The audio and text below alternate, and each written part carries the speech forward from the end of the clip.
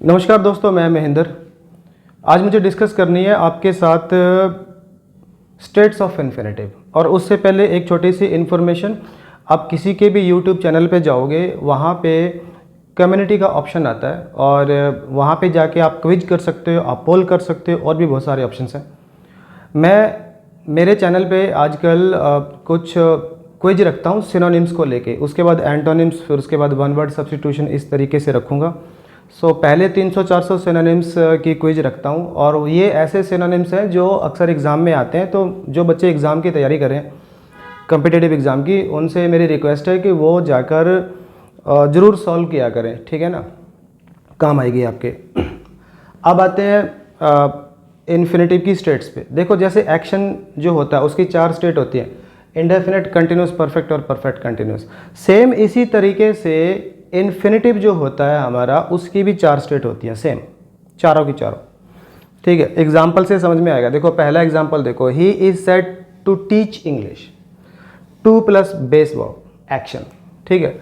ऐसा कहा जाता है, ठीक है, कि ये जो लड़का है ये इंग्लिश पढ़ाता है, indefinite state.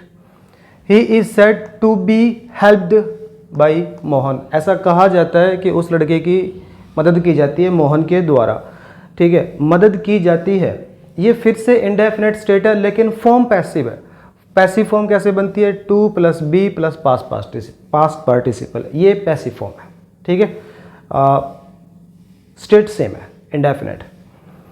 He is said to be out of danger, ऐसा कहा जा रहा है या डॉक्टर कह रहे हैं कि ये जो बंदा है अब आउट ऑफ डेंजर है, ठीक है, खतरे से बाहर है। ये भी इंडेफिनिट स्टेट है लेकिन नॉन एक्शन है, ठीक है। ये सारी की सारी तीनों की तीनों इंडेफिनिट स्टेट है।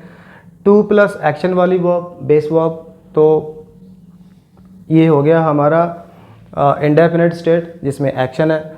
अच्छा, he is said to be helped, 2 plus be plus past participle, ये भी एक्शन है लेकिन फॉर्म पैसिव है। और 2 प्लस बी, ये भी इंडेफिनिट है लेकिन नॉन एक्शन है, ठीक है। तो ये तीनों स्टेट होगी हमारी इंडेफिनिट की। अब आते हैं इस एग्जाम्पल पे, she seems to be working hard, ऐसा प्रतीत हो रहा है कि वो लड़की मेहनत कर रही है वो, ठीक है। तो ये काम कंटिन्यूस है, ठीक है।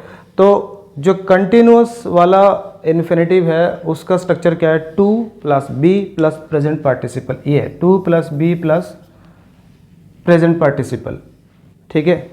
तो ये कंटिन्यूस स्टेट को रेफर करता है।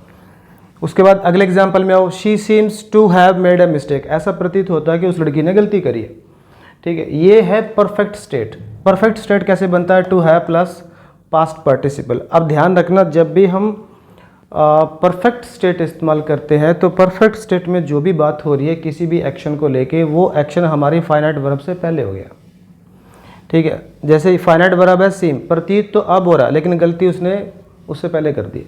प्रतीत हमें प्रेजेंट में हो रहा है लेकिन गलती उससे पहले हो गई है, ध्यान रखना। चाहे प्रेजेंट टेंस हो चाहे पास्ट टेंस हो, जब भी आप परफेक्ट इन्फिनेटिव यूज़ करोगे तो फाइनाइट वर्ब की जो होती है, जो भी एक्शन होता है, जो भी बात हो रही होती है, परफेक्ट इन्फिनेटिव में जो भी बात हो रही होती है वो उससे पहले की बात होती है, ठीक है।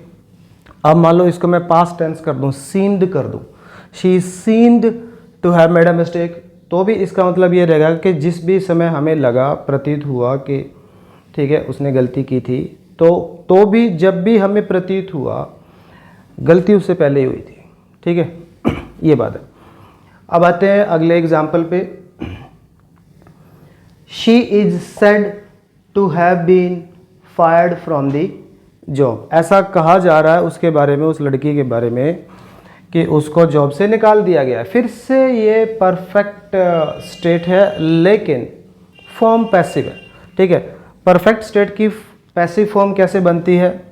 ऐसे, टू हैव, फिर बीन, उसके बाद पास्ट पार्टिसिपल, ठीक है। वैसे भी हैव के बाद बी की फॉर्म लगानी हो तो क्यों, कौन सी आएगी? थर्ड आती है, ये थर्ड है, उसके बाद पास्ट पार्टिसिपल आया, ठीक है। ये भी परफेक्ट स्टेट है लेकिन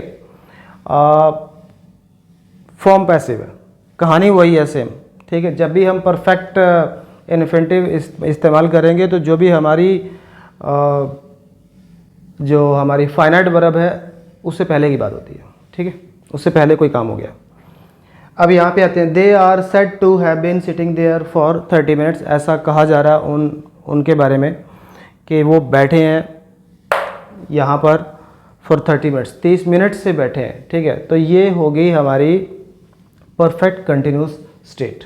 परफेक्ट कंटिन्यूस स्टेट कैसे बनती है? टू हैव, फिर बीन, उसके बाद प्रेजेंट पार्टिसिपल आता है। ठीक है, टू हैव बीन, उसके बाद प्रेजेंट पार्टिसिपल, ये हमारी परफेक्ट स्टेट को रेफर करता है इन्फिनेटिव की। ठीक है, तो जुड़े रहो, सीखते रहो। और मेरी एक छोटी सी सलाह और ये है कि आप लोग रीडिंग किया करो। जितना आप रीडिंग करोगे आप उतना करीब जाओगे इंग्लिश सीखने के। जो बच्चे रीडिंग नहीं करते हैं, जो टीचर रीडिंग नहीं करते हैं, मैं नहीं मानता कि वो कभी इस लैंग्वेज को, कोई भी लैंग्वेज उसको मास्टर कर सकते।